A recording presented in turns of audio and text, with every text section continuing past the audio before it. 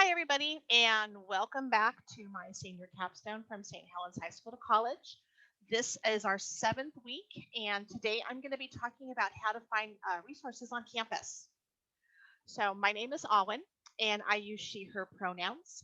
I am currently a senior at Portland State University, majoring in math with a secondary education minor. I am graduating in 23 days, not that I'm counting. And a week after graduation, I will be starting my graduate school program. At the high school, I work in a variety of ways. I'm an Avid tutor in the Avid classrooms every week. I also run the Learning Lab, which, when we're in the building full time, is held in the library after school. But right now, it is remote on Tuesdays and Thursdays. I also work other academic events like Cocoa and Cram and the Saturday Intersessions. And I also volunteer my time as an Aspire mentor, where I work one on one with students to help them get ready for what life will look like after high school, specifically what college is going to look like. So, hard to believe I am 2/3 of the way through my capstone already. So, thank you again for all of you who have shown up to the meetings or who have watched the recording. There is a website now available, and that link is out on social media. So, check it out, and all my videos will be uploaded there eventually. This week, though, we're going to talk about finding resources on campus. So, when I'm talking about resources, I'm talking about different centers that you may need at some point during your college education career. So the specific ones I'm going to be talking about today are advising, the Financial Aid and Financial Wellness Center, health services, transportation, graduate programs, because it's never too early to start looking at that, the campus library, whatever sort of learning center or tutoring center your college may have, um, jobs on campus, and then lastly, the recreation center. So just wanted to also make a note, this is not an all-encompassing list. I'm sure that there are other resources out there that are not listed here. I listed the ones that I am most familiar with. Also, just be aware that not all of these resources are available on all campuses. Most of them are, but depending on the size of the campus and the location of the campus, you may not have a rec center available. So this is just general information. It may or may not apply to the campus that you will be attending.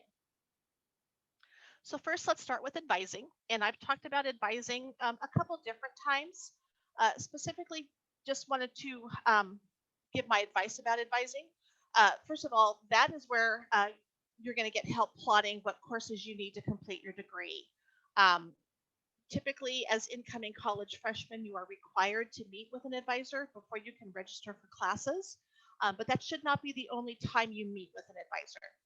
For your freshman, sophomore, and junior years, I recommend meeting once a year, preferably before fall term, because again, those advisors will sit down, see what credits you still need, and help you plot out the next 3 terms of your coursework. Again, you're not held to that schedule. You are able to take whatever classes you feel like taking or whatever classes are available. But the advisor is plotting a course with your degree goals in mind. As a senior, I do recommend that you also meet with your advisor before fall term. But if you're also concerned that you might be missing credits, or you're like me, where you just want to hear somebody else tell you you're on track, feel free to meet with an advisor as often as you need to. That's what they're there for, and they do not complain. And I know that from experience because I've met with my advisor probably 5 times this academic year. Also worth noting, you may have 2 or more advisors on your campus. You may have an advisor for your content area, so for your major, and you may have an advisor for your general education courses. I found out I had 2 advisors the winter term of this year. I had always been checking in with my math advisor, and never realized I had a general education advisor. And the only reason I knew that is because checking in with the general ed advisor to confirm that I'm on track to graduate was a requirement for me to graduate. So be aware you may have 2 or more. This would be a question you could ask during orientation, because if your campus requires a content area advisor and a general education advisor, they would be able to give you that information at orientation. Next, I want to talk about financial aid and financial wellness. At Portland State University, these are two completely different things, excuse me. But at other campuses, it might just be one giant office. So financial aid, the office is there to help you understand your financial aid. If you have questions about your loans, questions about when my loans are funding, and then questions about how excess financial aid is refunded to you. Those would be questions to ask for financial aid. In the summer to-dos video, I discussed potential holds on your account that would prohibit you from registering for classes. If there are financial aid holds, the financial aid office is where you would go to find out how to clear those holds. Now, financial wellness is a completely different animal. They are there to specifically help you understand how your loans work, especially how they will look post graduation. So, all loans become due and payable 6 months after you stop taking classes. So, the Financial Wellness Center would be a place where you can find out what your payment would be looking like, and if there's any loan forgiveness programs that you may qualify for based on your major or your degree. And lastly, they'll also help students with budgeting so that you make sure that if you're working or if you are solely relying on your financial aid, that you set up a budget so you know how much money you're going to have left over at the end of each month, uh, to make sure that you don't have to find another job or beg mom and dad for money. This is a way for you to become financially secure and understand what bill paying looks like. Just basically basic adulting skills when it comes to finances. I also wanted to talk about health services. Last night I Googled all of the major Oregon universities that I could think of, and they all have a health services department. This is a department that is able to provide medical services to students. The specific one at Portland State University has clinic appointments. You can go there for immunizations. You can go there if you're not feeling well. You can go there if you need a physical for sports. They also offer counseling services. So if you're struggling with school and just want to talk to somebody, they offer counseling services both on an individual basis and in a group basis. I know that Portland State University, I don't know if they do now, but in the past has offered a group counseling service for freshman students who are struggling for whatever reason. And then you're in a group with other freshmen. So you're getting to learn that you're not an anomaly. Everybody is struggling with the same things, more or less. So it's a great way to find support. And then just support groups in general. For if you have a family member who passes away, there are support groups for students who have lost a family member. There are support groups for trauma-related experiences. So those would be all things you could seek out through the health services at your campus. Next, I want to talk about transportation. For those of you who are going to be living on campus and are not bringing a vehicle with you, you may think that you don't need transportation services, but I'm going to tell you in a minute why you might. Obviously, this is the place you're going to purchase your parking permits. Most campuses provide a full-time, which is all days, all hours permit. Other campuses provide part-time passes. For instance, Portland State University provides different options for part-time. You could do a Monday, Wednesday, Friday pass, or a Tuesday, Thursday, Friday pass, or an all afternoon pass, or an all morning pass. And there are different price points for that. So when scheduling classes, rather than shooting for classes that are all 5 days, if you could limit those classes to Monday, Wednesday, Friday, or to Tuesday, Thursday, you might be able to save a little bit of money on a parking permit. They are not cheap. The last time I purchased a full-time parking permit at Portland State University, it was $480, and that was a year and a half ago. So my guess is that might even be more coming this fall term. And then back to those of you who are going to live on campus without a vehicle, public transportation, you can often get discounted passes for public transportation. So for instance, at Portland State University, they offer discounts on TriMet bus passes and on Max passes. So that might be a great resource for you, even if you don't bring a vehicle. And then lastly, that's where you're going to pay any parking fines. And I have a word of caution based on personal experience. when you are parking your vehicle in a designated parking lot, make sure you are parking in a spot that is intended for students. My first day of classes on campus, I parked where I thought I was okay to park, but it was actually a teacher's parking spot, and I got to pay $50 for that parking ticket. So just make sure you're reading all the signs and understand where it is okay for students to park. And now I want to talk about graduate programs. It is never too early to start considering if you want to go on beyond your bachelor's degree. And if you do, what type of programs you might be interested in. Most of the graduate programs I've seen at Portland State offer some sort of information center where you can attend a meeting, get some basic information about what that grad program looks like. You can also request to meet with an admissions representative and ask them questions. Find out, how many credits the graduate program is, what a typical schedule looks like, what specific admissions requirements there are. If you plan to attend grad school at the same college you're doing your undergrad at, I recommend making contact once a year with that grad program.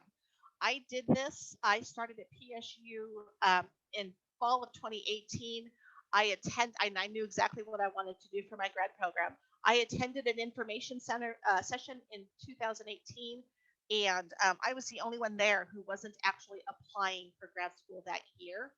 But when I started reaching out to my grad program and asking questions as it got closer for me to apply, the people I communicated with remembered me from being in that information session. So get your face out there and get to the point where you're recognized.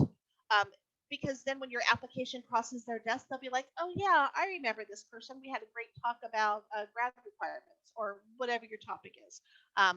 But yeah, it's never too early to start planning for grad school. And that's not just at the campus you're at for your bachelor's program. Feel free to use these tips if you're going to go to a different school for your graduate program. Again, knowledge is power. So the more information you have, the better prepared you're going to be to apply for those graduate programs. Lastly, excuse me, I also want to talk about the library. You will probably spend a lot of time at the library. Um, the right before shutdown, I was spending quite a bit of time at the library. The library has a wide range of things available to its students. This particular list is a PSU specific list, but obviously you can check out books because that's what a library does.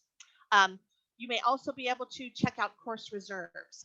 Course reserves would be if you're taking a class and an instructor is requiring a book, but rather than requiring you to purchase it, they reserve 50 copies of it at the library, and you just need to go and show proof that you're in that class and you get that book. So some teachers do that to try and alleviate the cost of textbooks for students. So that may be a resource. Right now, the classes that I have that are doing course reserves, they're digital copies of books. So I don't actually have to go to the library, but I'm still navigating the library to get those resources. Some libraries do movie rentals. Some libraries rent out technology. So your Chromebooks.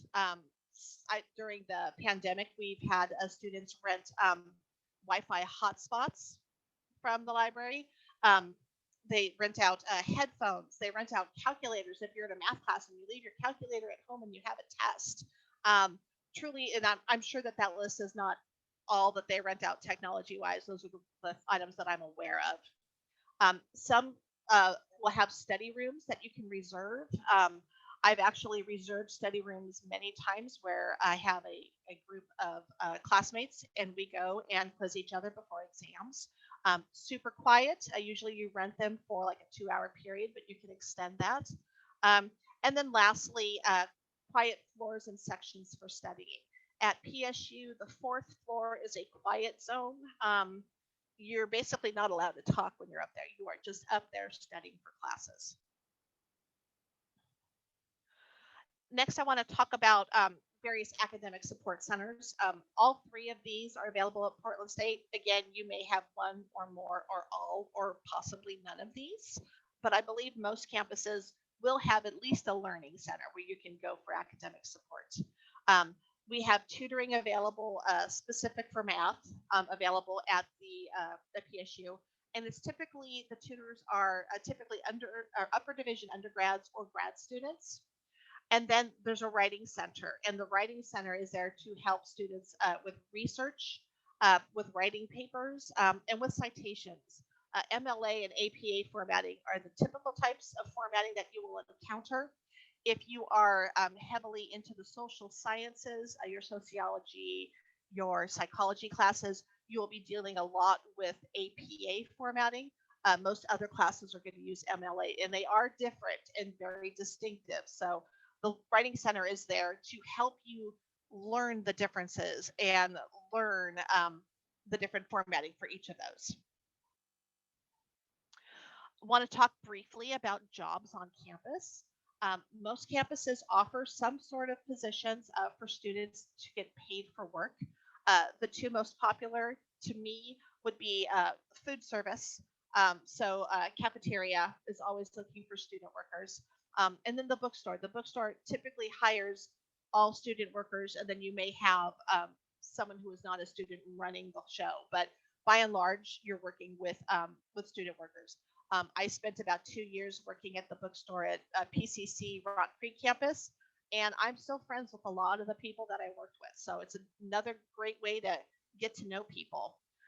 Work study could also be an option, and that's just paid positions through the campus.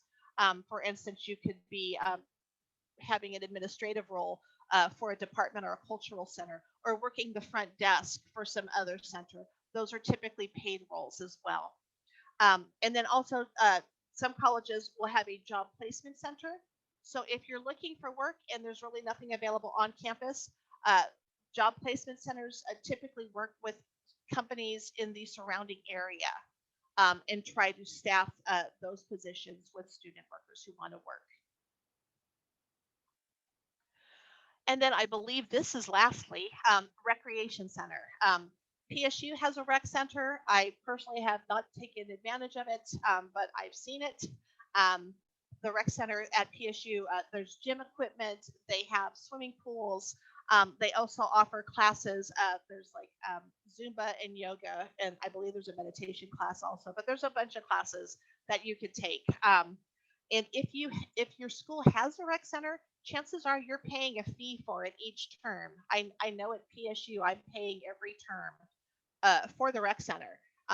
So if you're paying a fee for it, you should use it. And again, that's a great way to make friends, especially if you're taking a yoga class, and you may find someone from a class that you have in that yoga class, and then boom, you can make some friends. So in summary, I provided this list of resources because at some point during your college experience, you will probably need to reach out to at least one of these resources. So I recommend that you use your college's website to start getting an idea of the location of the different resources, specifically admissions and financial aid and advising. I can guarantee you will interact with those three different resources at some point during your college career. So get to know where they are, how to make an appointment, what their office hours are. Um, for PSU, we have really narrow office hours now, but they do have a chat function where you can chat with someone outside of office hours, which is really nice. Um, and you might even get a sheet of paper in your notebook, or type up a list in a Google Doc and type out some email addresses, or make a list of all of these resources. And then that way, when you need them, you don't have to fumble through the website to find it. You've got all of that information handy. I am always willing to have a conversation about anything I've covered in any of these videos, or maybe something I haven't covered that's college related. Feel free to email me. I've actually created an email address strictly for my capstone project. So if you're emailing with specific to these videos, if you can email me at allinscapstone@gmail.com. I would prefer that you use that email so I can track my interactions based on my capstone. And then lastly, once again, I would love to thank you for coming out and supporting this project. I hope that you're finding value in these videos. Next week, very exciting video. We're going to talk about tracking your degree progress. I'm going to show you some images of some things that I do in Google Sheets to track where I'm at. I'm also going to show you a tool that PSU has provided to students, and I'll be sharing mine and showing you exactly how to read it and how to make sense and how to look at it and know what requirements you still need to fill. So again, thanks for coming out, and I will see you next week. Have a great day.